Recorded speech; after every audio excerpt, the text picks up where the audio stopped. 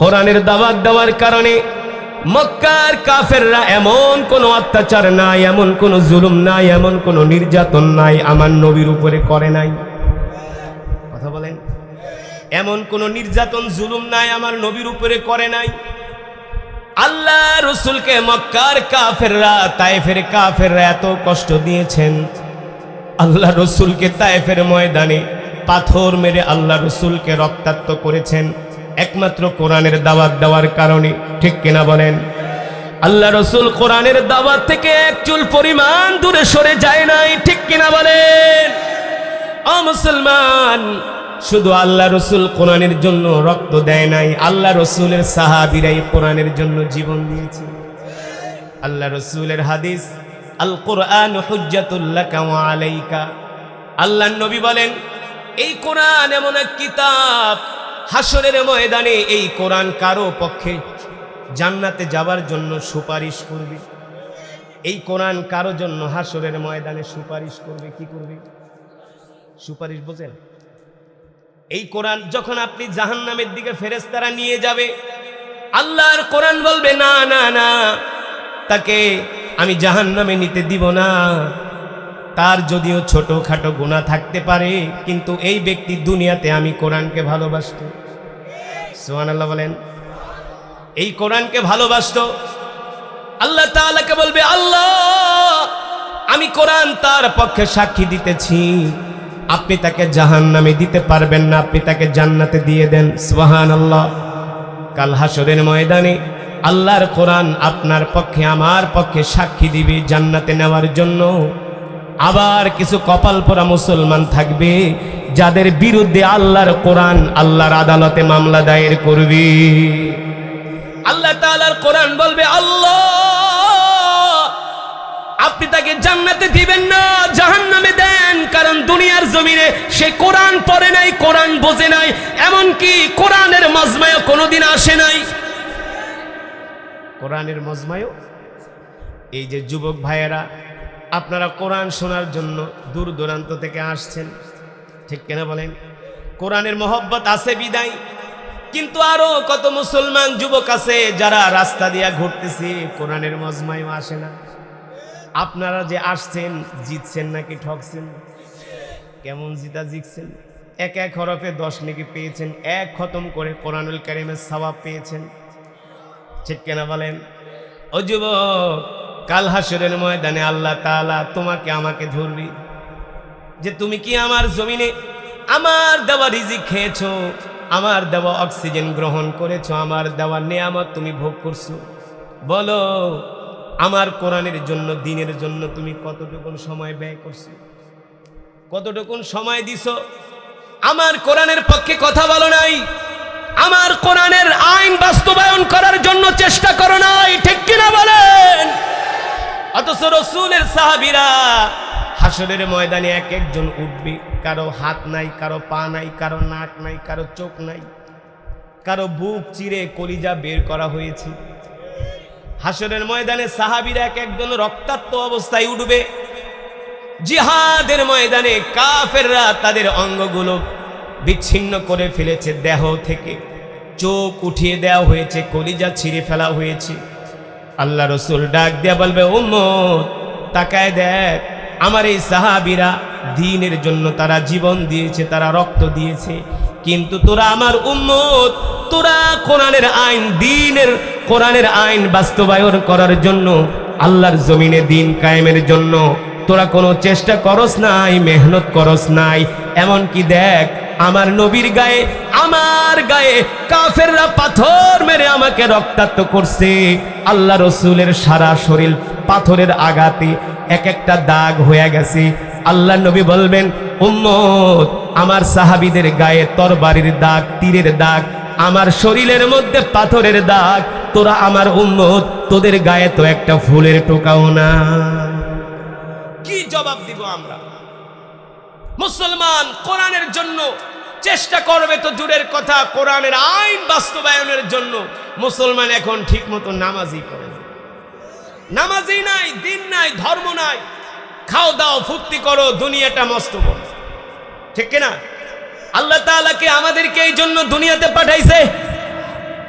আল্লাহ তাআলা কোরআনুল কারীমের মধ্যে বলেন আফাহাসিবতুম আন্নামা খলাকনাকুম আবাসা ওয়া আন্নাকুম ইলাইনা লা তুরজাউন। আল্লাহ রাব্বুল আলামিন বলেন নবী দুনিয়ার মানুষদেরকে বলে দেন তারা কি মনে করে, তারা কি ধারণা করে আমি আল্লাহ তাদেরকে এমনি এমনি সৃষ্টি করেছি। আল্লাহ তাআলা বলে না, আমি তোমাদেরকে এমনি এমনি সৃষ্টি করি নাই, তোমাদেরকে সৃষ্টি করার পিছনে আমার আল্লাহর উদ্দেশ্য রয়েছে, আমার আল্লাহর কারণ আছে। আমি এই জন্য তোমাদেরকে সৃষ্টি করেছি। যদি তোমরা দুনিয়ার জমিনে আমার উদ্দেশ্য বাস্তবায়ন না করো, কাল হাসরের ময়দানে আমি আল্লাহ তোমাদের একজনকেও ছাড়ব না। যত খাওয়া খাইছি প্রত্যেকটা খাবার, প্রত্যেকটা রিজিক, প্রত্যেকটা ভাতের হিসাব আল্লাহর কাছে দিতে হবে, হবে না? আল্লাহ তাআলা ছাড়বে না। এই কারণে যুবক মুসলমান, রাসূলের সাহাবীরা আল্লাহর কোরআনের জন্য কত কষ্ট করছে। রাসূলের একজন সাহাবী ছিল যার নাম হলো মুসাব বিন উমাইর। নাম কি? ও যুবক, যেই সাহাবীর নাম বললাম মুসাব বিন উমাইর, দেখতে শুনতে সুদর্শন চেহারার অধিকারী, মক্কার নেতা টাইপের একজন যুবক হলো মুসাব বিন উমাইর। কিভাবে আল্লাহর কোরআনের জন্য নিজের জীবনটা দিছে, নিজের জীবনটাকে আল্লাহর কোরআনের জন্য কোরবানি করে দিছে। নিজের মাতৃভূমি ত্যাগ করছে, নিজের বিলাসী জীবন ত্যাগ করছে একমাত্র কোরআনের জন্য। আল্লাহু আকবার বলেন। আল্লাহ রসুল মক্কায় কোরআন পড়েন, জাবালে আবু কুবাইসের নিচে বসে সাহাবীদেরকে কোরআনের বয়ান শোনান। মক্কার যুবকরা আল্লাহ রসুলের কোরআন শোনার জন্য আসে। আল্লাহ রসুলের কোরআন শুনে মক্কার যুবকরা কালেমা পড়া মুসলমান হয়ে যায়। মক্কার মধ্যে রব রব ডাক পড়ে গেছে, সনসনি, অমুকের ছেলে মোহাম্মদের হাতে হাত রেখে কালেমা পড়া মুসলমান হয়ে গেছে। এভাবে করে মুসলমানের সংখ্যা একজন দুইজন করে আস্তে আস্তে বাড়তেছে। এই খবর শোনার পরে আবু জেহেলদের মাথা নষ্ট হয়ে গেছে। এইভাবে যদি মোহাম্মদ মক্কার যুবকদেরকে কালেমা পড়ায় মুসলমান বানায় ফেলে, তাহলে আর কিছুদিন পরে মক্কার জমিনে আর কাফের খুঁজে পাওয়া যাবে, মূর্তি পূজক খুঁজে পাওয়া যাবে না। আবু জেহেলদের মাথা নষ্ট হয়ে গেল। তারা চিন্তা করলো মুসাব বিন উমাইর হলো মক্কার একজন সম্ভ্রান্ত পরিবারের সন্তান, নেতা টাইপের মানুষ, কবি টাইপের মানুষ, যাতে মুসাব বিন উমাইর ভুলেও মোহাম্মদের কাছে না যায়। যদি মোহাম্মদের কাছে যায়, নিশ্চিত মোহাম্মদের চেহারা দেখলে, মোহাম্মদের কথা শুনলে মুসাব বিন উমাইর কালেমা পড়ে মুসলমান হয়ে যাবে। আল্লাহু আকবার। আবু জেহেলরা চিন্তিত হয়ে গেলেন, টেনশনে পড়ে গেলেন। ও যুবক, তোমার চেয়ে আরো সুন্দর চেহারার অধিকারী ছিল মুসাব বিন উমাইর। তোমার বাবার কয় টাকার মালিক? মুসাব বিন উমাইরের বাবা ছিলেন মক্কার বিলিনিয়ার। এত বড় ধনাঢ্য ব্যবসায়ী ছিলেন মুসাব বিন উমাইরের বাবা। আবু জেহেলরা সকালবেলা মুসাব বিন উমাইরের বাড়িতে গেল, যে দরজায় নক করছে, ইফতাহিল বাব, দরজা খোলো। দরজা খুলছি। আবু জেহেল ডাক দিল, মুসাব এদিকে আসো, শোনো, তুমি আমার ভাতিজা, আমরা তোমাকে নিয়ে গর্ব করি। মুসাব বিন উমাইর বলে, আপনাদের মতো বড় বড় নেতারা আজকে আমার বাড়িতে, গরিবের বাড়িতে হাতির পাড়া। একটা কথা আছে, হাতি কিন্তু গরিবের বাড়িতে সহজে পাড়া, হাতির এত ঠেকা নাই, উদ্দেশ্য আছে নাকি? উদ্দেশ্য, ये हाल तेरा चाल है, मकसूद तेरा माल है, क्या अजीब तेरा चाल है। গরিবের বাড়িতে হাতির পাড়া, হাতি এমনি পাড়া দেয় না, পাড়া দেয় উদ্দেশ্য নিয়ে। এই যে সামনে নির্বাচন আসবে, দেখবেন কত বড় বড় ব্যক্তিরা আমাদের বাড়িতে আসবে।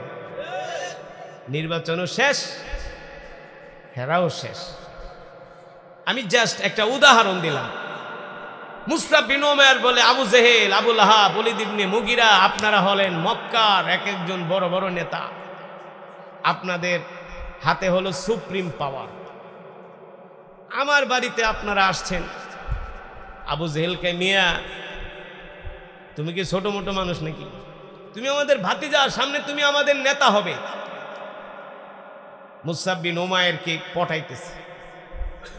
মুসা বিন উমাইর বলে, ঠিক আছে, তো কেন আসছেন সেটা বলেন, উদ্দেশ্য কি? আবু জেহেল কয়, ভাতিজা রে, তোমাকে নিয়ে আমরা ভীষণ উদ্বিগ্ন, চিন্তিত। বলে, কেন? শোনো, মোহাম্মদের নাম শুনছো? মুসা বিন উমাইর বলে, না, আমি তো নাম টাম শুনি নাই এখনো। দেখেন আল্লাহ তাআলা কিভাবে কাফেরদেরকে দিয়ে এই দিনের দাওয়াত দেয়। ওই যুবক জানতো না আল্লাহ রসুলের কথা। আবু জেহেল যে এক হয়, মোহাম্মদের নাম শুনছো? কেন না, ধরবিয়া। তোমার মতো কত যুবক মোহাম্মদের কাছে যায়, তার কোরআন শুনে তার পাগল হয়ে গেছে, ভক্ত হয়ে গেছে, কালেমা পড়া মুসলমান হয়েছে। মুসা বিন উমাইর বলে, না, আমি তো শুনি নাই। কি হয়েছে বলে? শোনো ভাতিজা, তুমি ভুলেও কিন্তু মোহাম্মদের ধারে কাছেও যাবা না। কেন?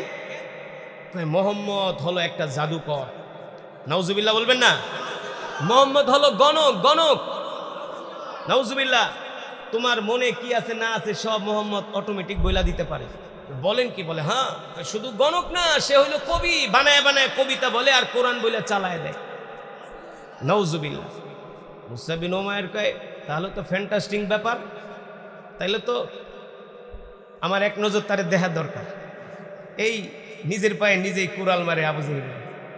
এই যুবক জানতো না আল্লাহ রসুলের কথা, তো এতগুলো প্রশংসা যার নামে করে, এত কিছু জানে, এত কিছু কয়, তো এখন তাকে দেখার একটা কিউরিসিটি জাগে না?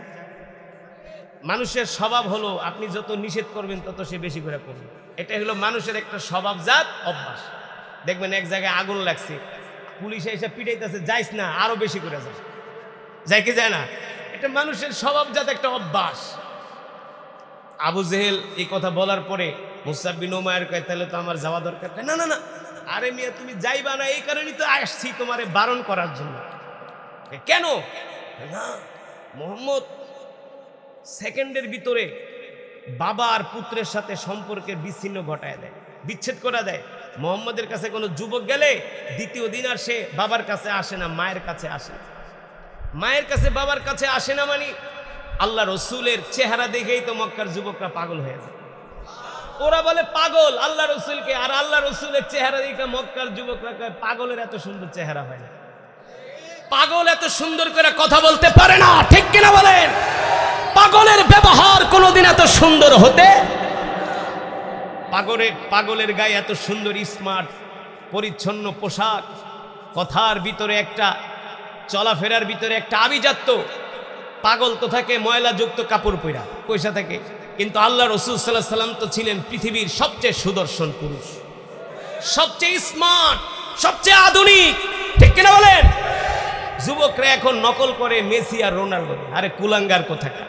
আমার রসুলের চেয়ে কি আধুনিক কেউ আছে নাকি পৃথিবীতে? আমার রসুলের মতো স্মার্ট সুদর্শন পুরুষ পৃথিবীতে আসে না, আর কোনোদিন আসবেও না। আল্লাহ রসুল যেটা শিক্ষা দিয়ে গেছেন, বর্তমান আধুনিক বিজ্ঞান সেটা মাথা পেতে নিতে বাধ্য, আর তারা অনুসরণ করে কাফের মুশরিক নাস্তিক মুরতাদদের আইডল বানায়। আমাদের আইডল, আমাদের নেতা হলেন বিশ্বনবী রাহমাতুল লিল আলামিন।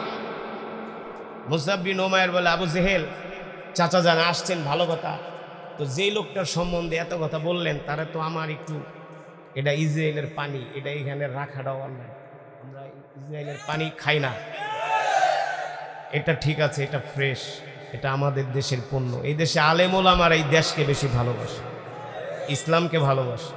ঠিক কিনা? আয়োজকরা বুঝেও না কোনটা। এক মাহফিলে গেছি, খালি প্রাণ আর প্রাণ। প্রাণ তো একটা কাদিয়ানি কোম্পানি, এটা তো আমাদের জানের শত্রু। যেটা বলছিলাম, মুসআব বিন উমাইর রাদিয়াল্লাহু তাআলা আনহু বলতেছে, আবু জেহেল, তাহলে আমি একটু তাকে যাই এক নজর দেখে আসি। মিয়া, তাহলে আমরা তোমার বাড়িতে আসলাম, আইসা লাভ কি? তোমার এত বুঝায় শুনায়। আচ্ছা ঠিক আছে, তোমরা যাও। মুসআব বিন উমাইর বলে, যদি সে কবি হয়ে থাকে, আমিও কবি, কবি কবিকে জাস্টিফাই করতে পারে। ঠিক না? আমি কোরআনে হাফেজ। গত এক সপ্তাহ আগে সিলেটে গেছি মাহফিলে, গোয়াইনঘাট, একবারে ভারতের কাছে মাহফিলে। এমনই বয়ান করতেছি, একটা আয়াত পড়ছি, وَإِذْ زَيَّنَ لَهُمُ الشَّيْطَانُ أَعْمَالَهُمْ وَقَالَ لَا غَالِبَ لَكُمُ الْيَوْمَ مِنَ النَّاسِ وَإِنِّي جَارٌ لَكُمْ ফালাম্মা তারাআতিল ফিআতানি নাকাসা আলা আকিবাইহি ওয়া ক্বালা ইন্নী বারিউম মিনকুম ইন্নী আরা মা লা তারাউনা ইন্নী আখাফুল্লাহ। মিনকুমের জায়গায় শুধু মিনকা পড়ছি ভুলে। একটা মাদ্রাসার মাহফিল ছিল, সামনে অনেক হেফজখানার ছাত্র, বয়স 7-8 বছর।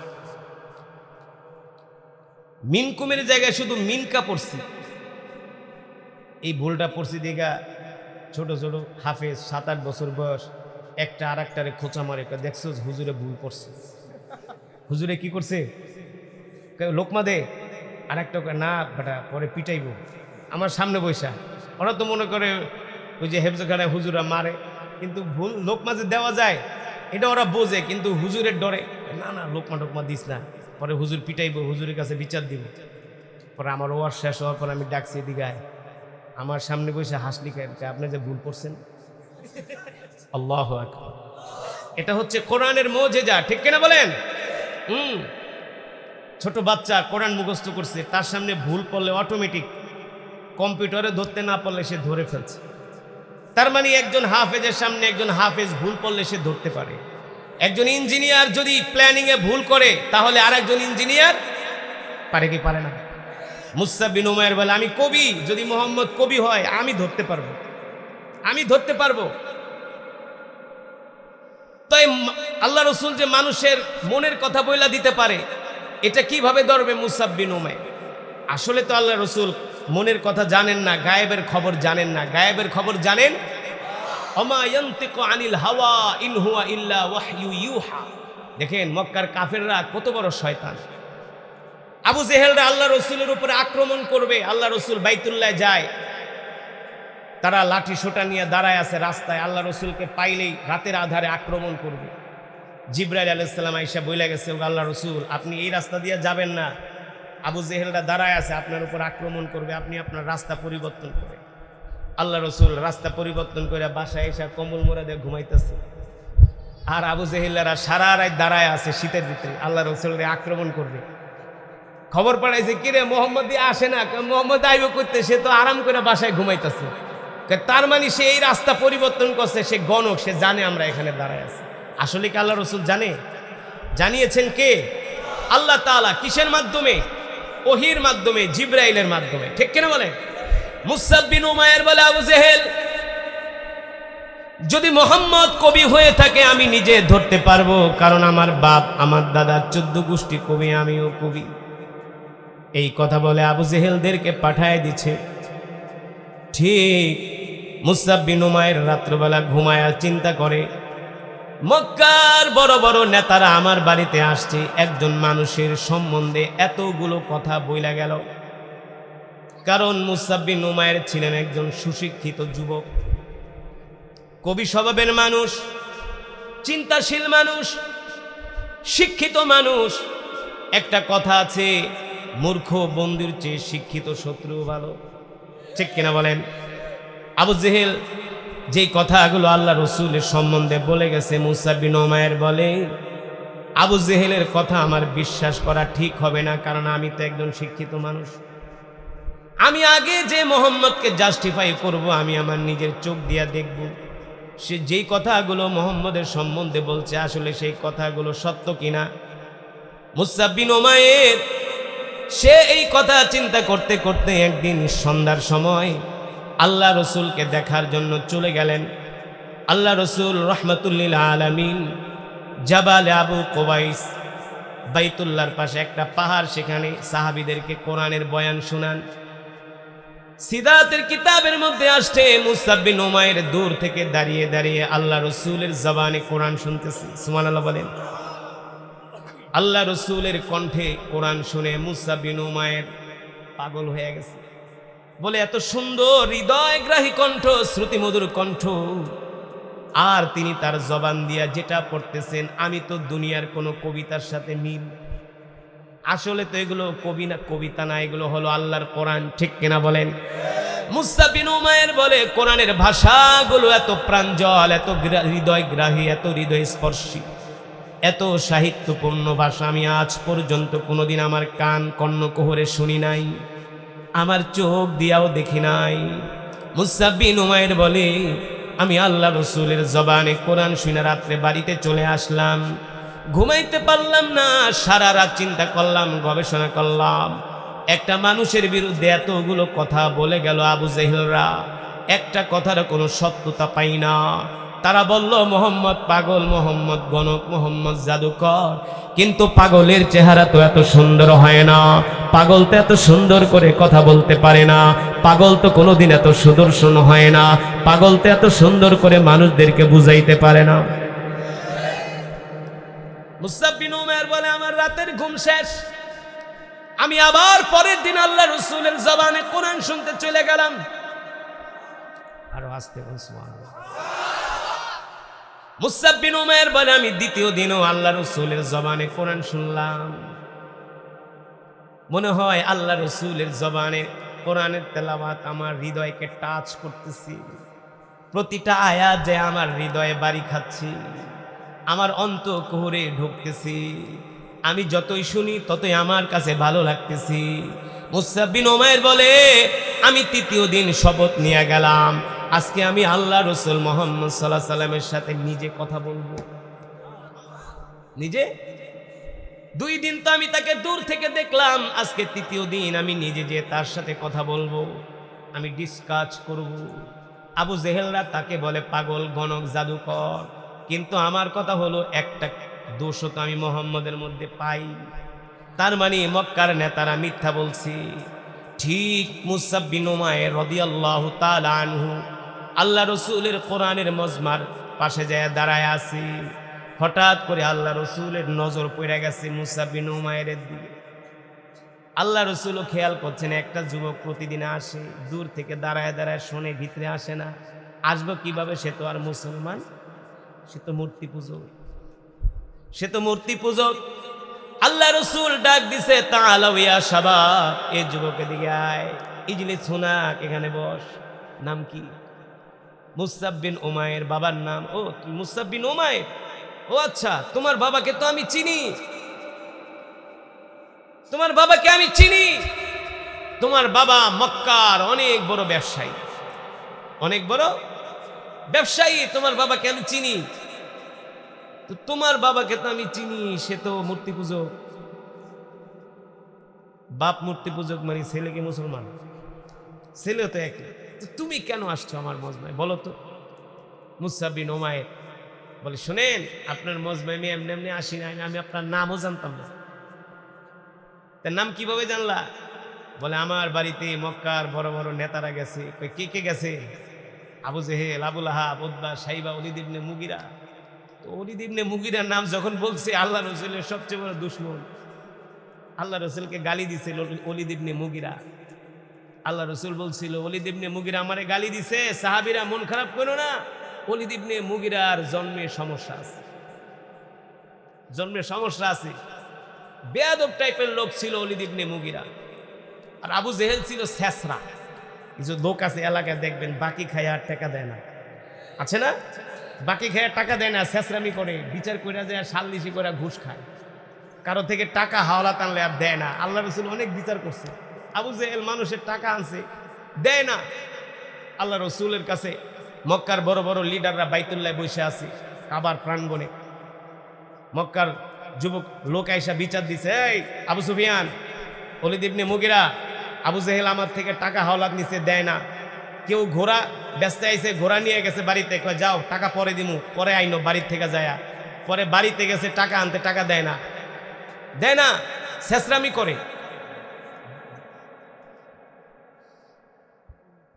ও তাহলে 7 জন না, মাত্র 2 মিনিটে শেষ করে দেবে ইনশাআল্লাহ। হযরত বসে আছে, হযরত পাগড়ি দিবে, 7 জন ছাত্র পাগড়ি নিবে। আজকের হাফেজ হয়েছে, কোরআনে হাফেজ। আজকের প্রোগ্রামের মূল আকর্ষণ হলো দস্তারে ফজিলত, দস্তারবন্দি। 7 জন ছাত্র পাগড়ি নিবে। হতে পারে তাদের উসিলা আল্লাহ তাআলা আমাদেরকে মাফ করে দিতে পারে, তাদের উসিলা আল্লাহ তাআলা আমাদেরকে জান্নাত দিতে পারে, ঠিক কিনা বলেন? তা আমি আসলে যেদিকে যাচ্ছিলাম আমি সংক্ষেপে বলছি। এই রসুলের সাহাবী মুসআব বিন উমাইর রাদিয়াল্লাহু তাআলা আনহু, আল্লাহ রসুলের সাথে তার অনেক কথা হলো। আবু জেহেলদের নাম শুনে আল্লাহ রসুল মুস্কি হাইসা দিয়া বলে, বলো আবু জেহেল ওরা আমার সম্বন্ধে কি বলছে? বলছে আপনি নাকি গণক, মানুষের মনের খবর বইলা দেন, আপনি নাকি জাদুকর, আপনি নাকি কবি। আল্লাহ রসুল বলে, শোনো যুবক, ওরা যা বলছে তুমি আমাকে সরাসরি ফেস টু ফেস দেখছো, তোমার কাছে কি মনে হয়েছে? মুসাব বিন উমায়ের একজন কাফের হয়ে বলে, শোনেন, আমি মুসাব বিন উমায়ের ঘোষণা দিচ্ছি, মক্কার কাফেররা আপনাকে বলছে কবি, কিন্তু আপনি কবি না, আপনি হলেন নবী। আপনি হলেন, হ্যাঁ, আমি নিজে বুঝে শুনে বলছি, আমি একজন শিক্ষিত যুবক, আমি আপনার জবানে কোরআন শুনছি, এত শ্রুতিমধুর হৃদয়গ্রাহী কোরআন, কোরআনের ভাষা এত সুন্দর। আপনারা তো কোরআন তেলাওয়াত জানেন না, যদি জানতেন, এই যে আমি সূরাতুর রহমানের তেলাওয়াত করেছি, আল্লাহু আকবার। আল্লাহ তাআলা এই কোরআন সূরাতুর রহমানের ভিতরে কত সুন্দর সুন্দর কথা বলেছেন আমাদের জন্য, আল্লাহু আকবার। এটা তো বুঝছেন, ফাবি আইয়ি আলাই রাব্বিকুম মা তুকাদ্দিবান। আল্লাহ তাআলা বলছেন, এ বান্দা, আমার কোন কোন নিয়ামতকে তোমরা অস্বীকার করবা? আল্লাহ তাআলার কোন নিয়ামতকে অস্বীকার করার কোনো উপায় আছে? উপায় নাই। আল্লাহ তাআলা পৃথিবীতে যা কিছু সৃষ্টি করেছেন সব আমাদের কল্যাণের জন্য, সব আমাদের মঙ্গলের জন্য, ঠিক কিনা বলেন? এই কারণে মুসলমান, ওই যে সাহাবী মুসাব বিন উমায়ের শুধু আল্লাহ রসুলের কাছে এই কথাই বলেন নাই, আল্লাহ রসুল বলছে, তাহলে আমি তোমাকে একটা প্রস্তাব দিই, প্রস্তাব রাখবা? কাফের যুবক, মূর্তি পূজক, যত সহজে বলছি কথাটা মোটেও সহজ নয়। আল্লাহ রসুল বলছেন, শোনো, আমি তোমাকে প্রস্তাব দিলাম, এই মুহূর্তে তুমি আমার হাতে হাত রেখে কালেমা পড়ে মুসলমান হয়ে যাও। জোরে বলেন সুবহানাল্লাহ। মুসাব বিন উমায়ের হাত বাড়ায় দিলেন, বলে, গো আল্লাহ রসুল, আপনি প্রস্তাব দেন, আপনার প্রস্তাব মানতে যে আপনি আমাকে মক্কার একজন সাহসী যুবকের কাতারে পাবেন। কথার কি ঢং, কি সাহিত্যপূর্ণ কথা! সাহসী যুবকের কাতারে আপনি আমাকে পাবেন। আল্লাহ রসুল তার হাত দুইটা পরায় দিলেন, লা ইলাহা ইল্লাল্লাহু মুহাম্মাদুর রাসূলুল্লাহ, কালেমা পরায় দিলেন, তাকে মুসলমান বানায় দিলেন। আল্লাহু আকবার। ওই সাহাবী লাস্টে উহুদের যুদ্ধে যায় শহীদ হয়ে গেছে, তার কবর এখনো উহুদের ময়দানে আছে। সুতরাং একজন সাহাবী আল্লাহর কোরআনের জন্য নিজের জীবন দিছে, মাতৃভূমি ত্যাগ করছে, বিলাসী জীবন ত্যাগ করছে। আমরা কি পারবো না আল্লাহর জমিনে আল্লাহর কোরআনের রাজ কায়েম করার জন্য সময় দিতে? পারবো না? মাল দিতে পারবো না? জান দিতে পারবো না? আল্লাহর জমিনে আল্লাহর দ্বীন কায়েমের জন্য যদি জান দিতে হয়, মাল দিতে হয়, রক্ত দিতে হয়, জীবন দিতে হয়, আমরা দেওয়ার জন্য তৈয়ার আছি কিনা মুসলমান? আল্লাহ আমাদের কবুল করুন বলে আমিন। আল্লাহ তাআলা কোরআনুল কারীমের মধ্যে বলছেন, মা আনতা বিনিয়ামাতি রাব্বিকা বিকাহিনি ওয়ালা মাজনুন। নবী, মক্কার কাফেররা আপনাকে পাগল বলে, আপনি পাগল না, আপনি গণক না। আপনাকে মক্কার কাফেররা কবি বলে, আপনি কবি না, আপনি হলেন নবী। আপনি হলেন নবী। আল্লাহ রসুল মক্কার কাফেরদেরকে এতভাবে বুঝালেন, মক্কার কাফেররা বুঝতে চায় না। এবার আল্লাহ তাআলা ডাক দিয়া বললেন, হাবিব, মক্কার কাফেরদের সামনে আপনি বুক উঁচু করে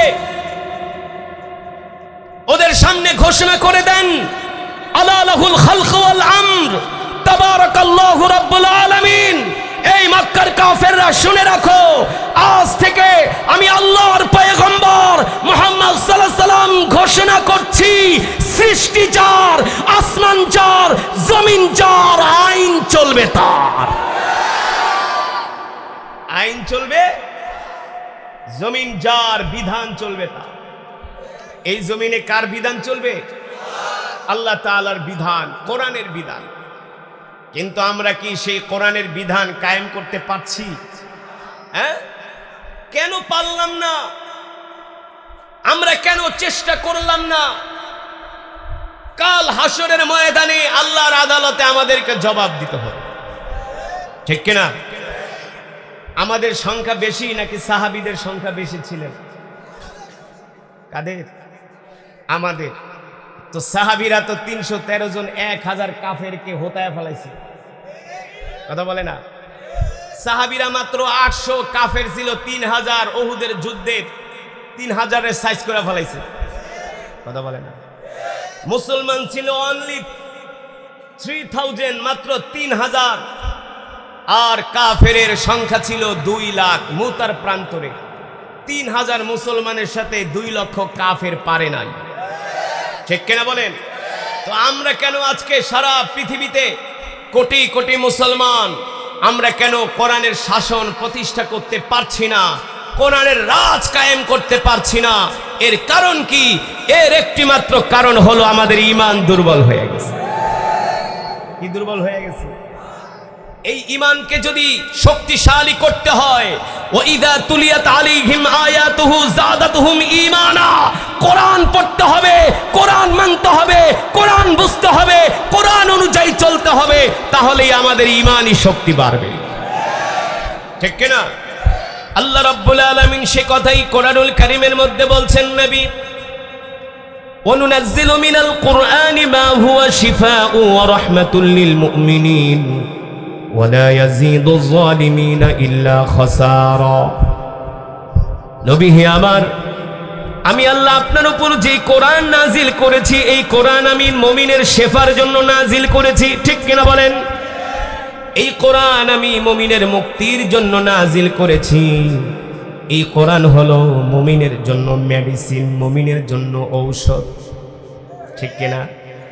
আজকে আমরা সেই কোরআন থেকে দূরে সরে গিয়েছি। আজকে আমরা সেই কোরআন পড়ি না। আজকে আমাদের মুসলমানের সন্তানরা কোরআন পড়তে পারে না। ঠিক কিনা বলেন? আপনি একটা স্কুলের ছাত্রকে ডাক দেন, একটা কলেজের স্টুডেন্টকে ডাক দেন। ঢাকা ইউনিভার্সিটির মধ্যে লক্ষ লক্ষ স্টুডেন্ট আছে।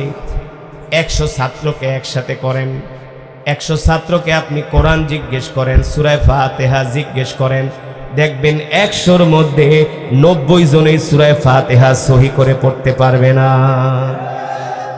অথচ তলাবুল ইলমি ফরিদাতুন আলা কুল্লি মুসলিম, দ্বীন ইলম শিক্ষা করা, কোরআন শিক্ষা করা প্রত্যেকটা মুসলমান নরনারীর উপর ফরজ। ঠিক কিনা বলেন? আজকে মুসলমান কোরআন পড়তে পারে না, কোরআন বুঝে না। অথচ আল্লাহ তাআলা এত সুন্দর কোরআন আমাদেরকে দিয়েছেন, যে কোরআনের তেলাওয়াত শুনে অনেক কাফেররা মুসলমান হয়ে যাচ্ছে, অনেক অমুসলিমরা মুসলমান হয়ে যাচ্ছে। আল্লাহু আকবার।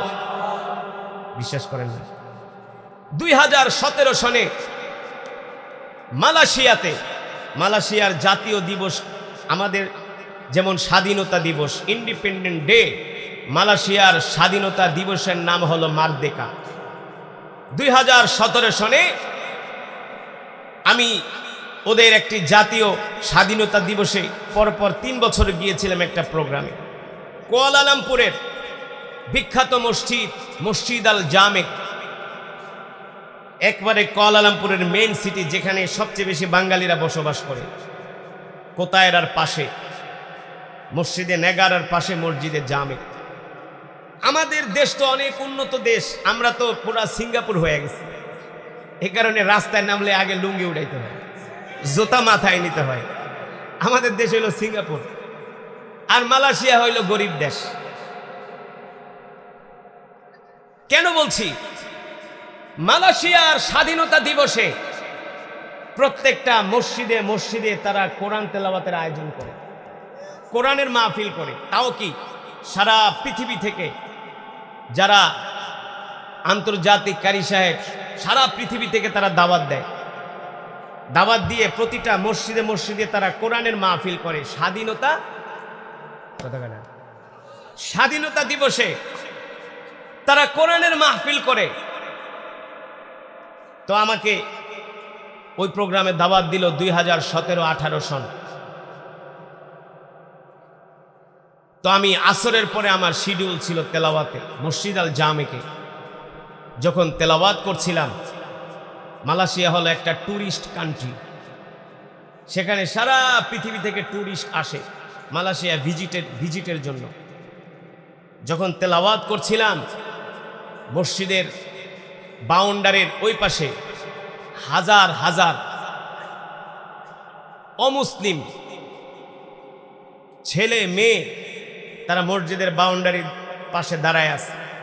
কারণ তারা স্বাধীনতা দিবসে এমনভাবে মসজিদকে দৃষ্টিনন্দন করে সাজাইছে, যে কোনো মানুষ দেখলে সেখানে দাঁড়াতে বাধ্য, এত সুন্দর করে সাজিয়েছে। আবার কোরআনের তেলাওয়াত হচ্ছে। তো অনেক অমুসলিম মেয়েরা এসে মসজিদ কমিটিকে বলছে যে আমাদেরকে তোমাদের মসজিদে ঢুকতে দাও। মসজিদ কমিটি বলে তোমরা আমাদের মসজিদে ঢুকলে হরে এখানের কিছু ইউনিফর্ম আছে, বোরকার মতো একটা ড্রেস আছে, কারণ অমুসলিম মেয়েরা তো আর আমাদের মুসলমান মেয়েদের মতো ঢিলা ঢালা পোশাক পরে না, তারা কি পোশাক পরে এটা তো আপনারাই জানেন। তো মসজিদ কমিটি বলল সরি, তোমাদেরকে আমরা পারমিশন দিতে পারছি না ভিতরে ঢোকার জন্য, আমাদের ইউনিফর্ম শেষ। অনেক অমুসলিম মেয়েরা ছেলেরা তারা ওই মসজিদে জামেকের বারান্দার মাঠের ভিতরে বসে বসে তারা কোরআন শুনতেছে। আল্লাহু আকবার বলবেন না? কোরআন শুনতেছে। তো যখন এক এক কারি সাহেব তেলাওয়াত করছে, আমার তেলাওয়াত যখন শেষ হয়ে গেল, আমি জিজ্ঞেস করলাম যে এই এত অমুসলিম ছেলে মেয়েরা আমাদের মুসলমানদের প্রোগ্রামে, বলে যে প্রতি বছরেই এই প্রোগ্রামে অনেক অমুসলিমরা এসে আমাদের প্রোগ্রামে আমাদের এই কোরআনুল কারীমের তেলাওয়াত শুনে। তার মানে মালয়েশিয়ার স্বাধীনতা দিবসে প্রতিটা মসজিদে মসজিদে তারা কোরআন তেলাওয়াতের আয়োজন করে। শুধু এখানেই শেষ নয়, ওই দিনে তারা রোজা রাখে। স্বাধীনতা দিবসে কি করে? কি রাখে? রোজা রাখে। প্রোগ্রামের পরে মাগরিবের আজানের পরে ইফতারের আয়োজন। আমি বললাম এটা তো রমজান মাস না, তাহলে ইফতার কেন? বলে আমরা স্বাধীনতা দিবসে আমরা রোজা রাখি, আল্লাহ শুকর আদায় করি। আর আমরা তো ডিজিটাল জাতি, পৃথিবীর ধনী রাষ্ট্র, এই কারণে আমরা আমাদের স্বাধীনতা দিবসে রোজা তো দূরের কথা, কোরআনের মাহফিল তো দূরের কথা, আমরা খিচুড়ি রান্ধি আর সারা রাত শুধু গান আর গান, ফাইটটা যায়, সিররা যায়, লয়া যায়, খায়া যায়। ঠিক কিনা বলেন? অথচ মুসলমান বর্তমান যিনি মালয়েশিয়ার প্রেসিডেন্ট আনোয়ার ইব্রাহিম, তিনি হলেন একজন কোরআনের হাফেজ। কোরআনের, মালয়েশিয়ার প্রেসিডেন্ট কোরআনের হাফেজ। আর আমার দেশের প্রেসিডেন্টে বোম মারলেও সূরা ফাতিহা বের হবে না। আর আগের প্রেসিডেন্ট যেটা ছিল মিস্টার আব্দুল হামিদ, রমজান মাসে রোজাও রাখতো না, রমজান মাসেও বিড়ি টানতো। এই হলো আমাদের কপাল। কেন বললাম? যেই জাতির কাছে কোরআন আছে সেই জাতিকে আল্লাহ তাআলা পৃথিবীতে চমকিয়ে দিয়েছে। ঠিক কিনা বলেন? মালয়েশিয়া ধনী রাষ্ট্র, কারণ কি? মালয়েশিয়ার একটা ড্রাইভারও সহি করে কোরআন পড়তে পারে। মালয়েশিয়ার একটা ড্রাইভারকে আপনি নামাজে দাঁড় করায় দিবেন, আব্দুর রহমান সুদাইসের মতো তেলাওয়াত করবে। আর আমার দেশের ড্রাইভার তো দূরের কথা, আমাদের দেশের একটা প্রফেসরকে নামাজে দাঁড় করায় দেন, দেখবেন সে কাঁপতে কাঁপতে তার অবস্থা খারাপ। অথচ আমাদের উচিত ছিল আগে কোরআন শিক্ষা করা। ঠিক কিনা বলেন? কোরআনকে আমরা শিখেছি, কোরআনকে আমরা পারি। আল্লাহর কসম করে বলি মুসলমান, এই কোরআন শুধু আল্লাহ তাআলা খতম পড়ার জন্য নাজিল করেন নাই। বাপ মরে যাবে, 40 দিন পরে 40 জন ইমাম দাওয়াত দিয়া 10টা গরু জবাই করাইয়া খিচুড়ি রান্দা ইউনিয়নের মানুষকে জনমের খাওয়ান খাওয়াইবা, 40 করবা। এই কারণে আল্লাহ কোরআন নাজিল করে নাই। জার ফুক দেওয়ার জন্য কোরআন নাজিল হয় নাই, তাবিজ কবজের জন্য কোরআন নাজিল হয় নাই, শুধু খতমে তারাবির জন্যই কোরআন নাজিল হয় নাই। কোরআন নাজিল হয়েছে আসমান চাল এই জমিনে বিধান চলবে তা। কোরআন দিয়া রাষ্ট্র চালাইতে হবে। কি দিয়া? এই কথা কইলে গো হুজুর এতক্ষণ তো ভালোই আছিলেন, কেন তো ভালোই পড়লেন, ওহানাবারে তো কোরআন কোরআন করেন কে? কারণ কোরআন দিয়া রাষ্ট্র চালাইলে তো সব শেষ, সব শেষ। কোরআন দিয়া যদি রাষ্ট্র পরিচালনা হয়, এই জমিনে চুরি থাকবে না, ডাকাতি থাকবে না, মাস্তানি থাকবে না, চাঁদাবাজি থাকবে না, টেন্ডারবাজি থাকবে না। মহাসড়কের পিচ একদিক দিয়ে ঢালাই দিবে, 6 মাস পর পিচ খুইলা যাবে, ফাইটা যাবে, এমন হবে না। কারণ চোরে চুরি করলেই তার হাত কেটে দেওয়া হবে। ঠিক কেন বলেন? চোরে চুরি করলে কি হবে? তার হাত কেটে দেওয়া হবে। আল্লাহ রাব্বুল আলামিন সে কথাই কোরআনুল কারীমের মধ্যে বলছেন, ইনিল হুকমু ইল্লা লিল্লাহ। ঠিক কিনা বলেন? আল্লাহ তাআলার হুকুম, আল্লাহ তাআলার বিধান এই জমিনে কায়েম করতে হবে। ঠিক কিনা বলেন? ও মুসলমান, এই কোরআনের দাওয়াতই আল্লাহ রাসূল মক্কার কাফেরদেরকে দিয়েছিলেন।